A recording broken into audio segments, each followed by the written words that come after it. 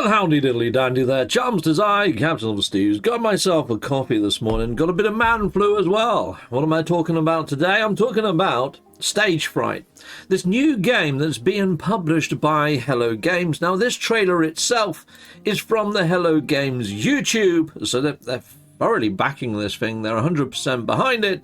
So I have got the trailer to play to you guys if you haven't already seen it, which I will be playing in a moment. But before we get too into that, I actually did a poll. So let's jump on over onto the interwebs and let's scroll on down, because there's a couple of comments on here as well. So we'll go through those quite quickly.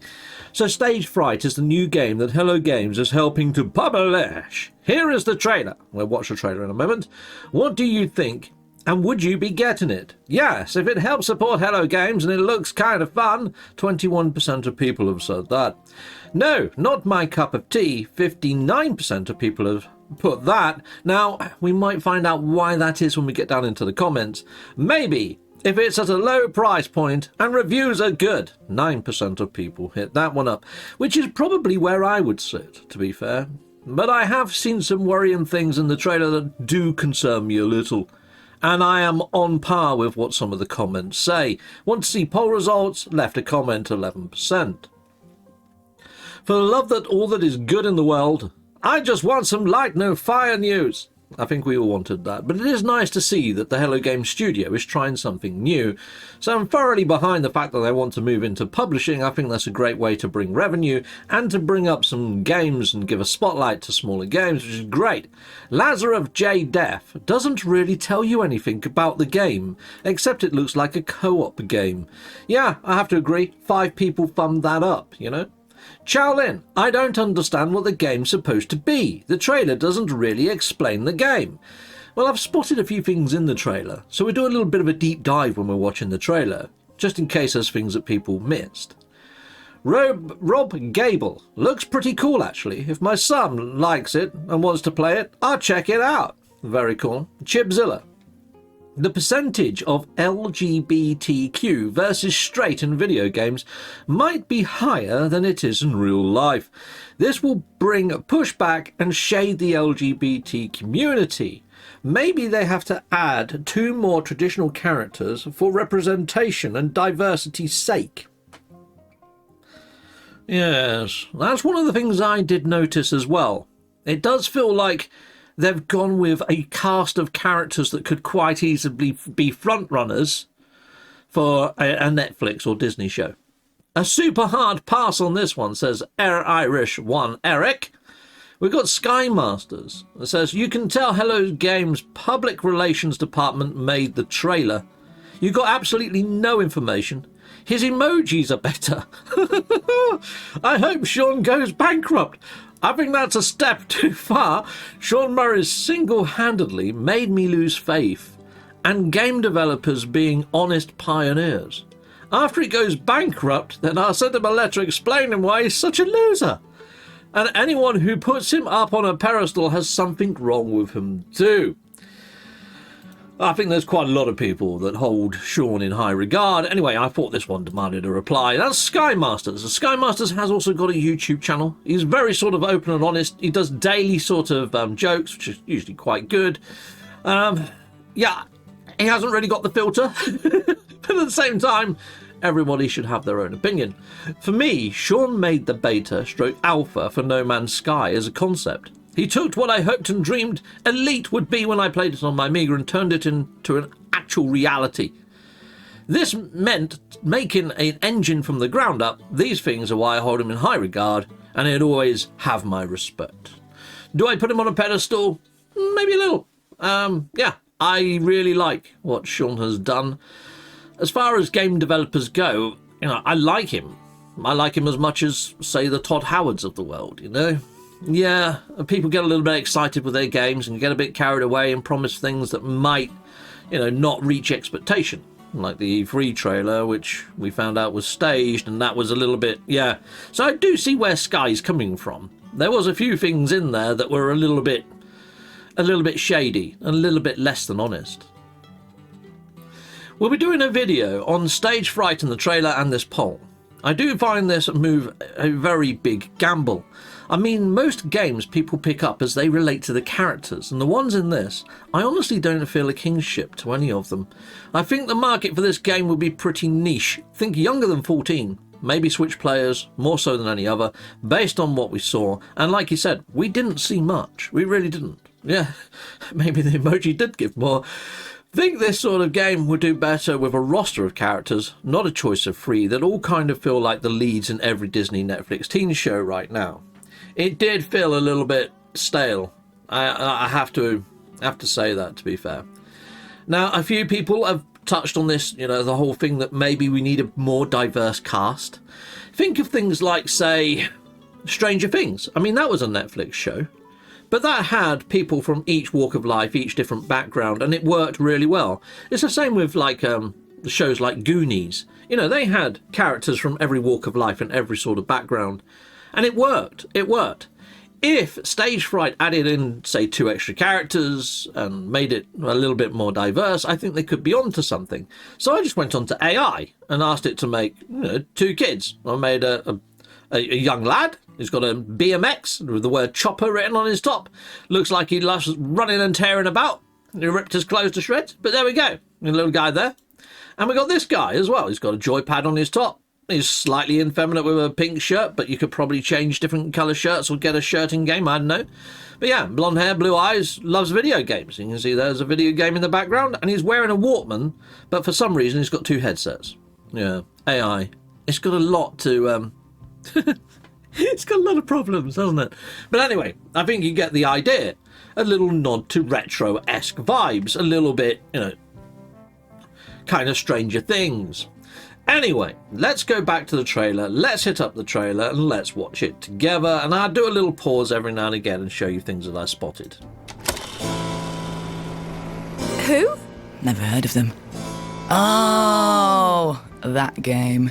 You got way too angry playing that. That game turned you into a psychopath. What? You threw a right tantrum. No, I did.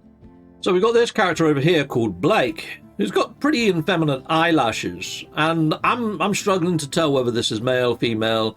It could be, you know, gender fluid or whatever, but I think this one is more for the LGBT community. So I think that's kind of where the previous comment came from. We've got a you know, black girl here, which is great, which is fine. I didn't. You said if I tried to pass you one more onion, you'd... I told you 1,000 times we didn't need any more onions.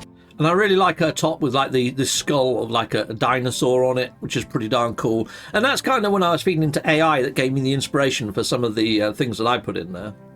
But you can see this one's losing her marbles over something really freaking simple. Okay, all right, anyway. Okay, yeah, things did get a little heated. Oh, sorry. Excuse me. What did I miss?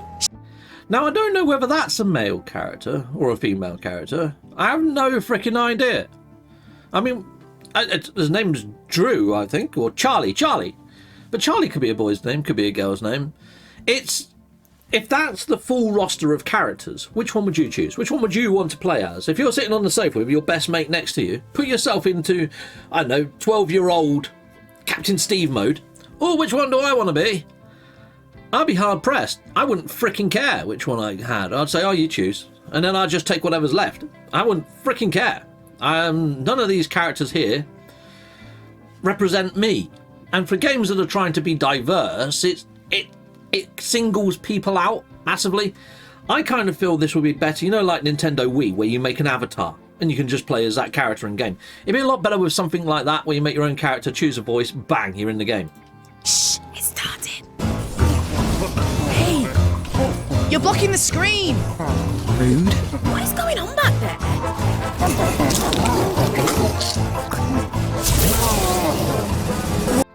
Okay, now these are the bad guys. Now, something I've noticed about these are all one-eyed monsters. You know, forgive the connotation or any sort of pun there, but they are one-eyed freaking monsters. And let's face it, those lips and everything that's going on there, and they don't look the most scariest of monsters, to be fair.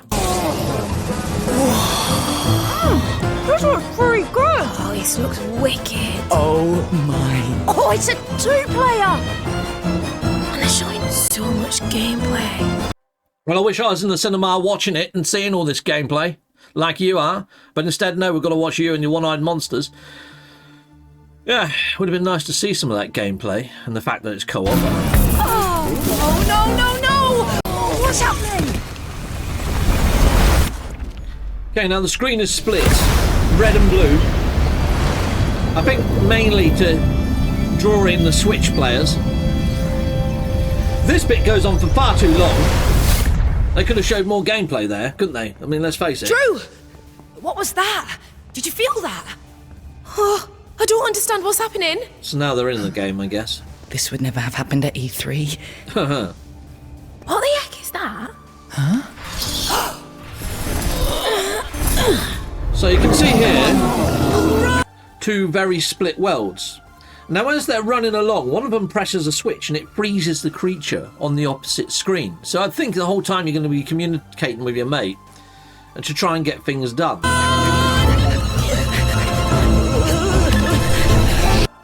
You see that one has just stepped on like a pressure plate, and there's this lead going across the floor into this universe. There's a lamppost here, it turns on in a minute and it freezes that thing mid-air. Boom. See? Frozen. But if that's the whole aim of the game, I mean, it's right in your path anyway. I mean, where was the puzzle in that? Where was the fun in that? But if this is all, if this is what they want to show us, is to say, you want to play this game, you want to buy this game. No, I really don't.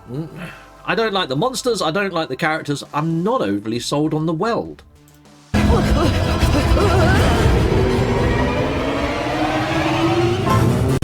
Now it's zoomed out a bit and you can see a little bit more of the world. I quite like this. I like this little city. It's quite nice. It's quite quaint. It's quite lovely. I like all the pier. I like all the water. And even this side looks quite nice. It looks far more alien. It looks like something kind of out of No Man's Sky with all these weird things in the sky and things like that. It has some intrigue, some interest, and the world design now I kind of like a little bit more. But that zoomed in makes me think maybe most of the gameplay is going to be zoomed in. You're not going to see how beautiful the towns are until maybe you complete the level or something, or as you're going into the level. We just haven't seen enough of the game to know what it's all about. Will I be wishlisting this one? Probably not, you know? It's an odd sell. It's a really strange trailer. It doesn't do much. So I understand what people are saying. Yeah. When you go over to their website, it doesn't really tell you much more than that, to be honest, either. It's a little bit strange, to say the least, people.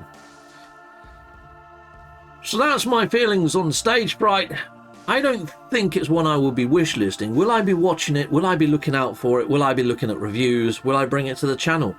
Well, considering it's a two-player co-op game, if I am to actually play this, I will be needing to play it in co-op.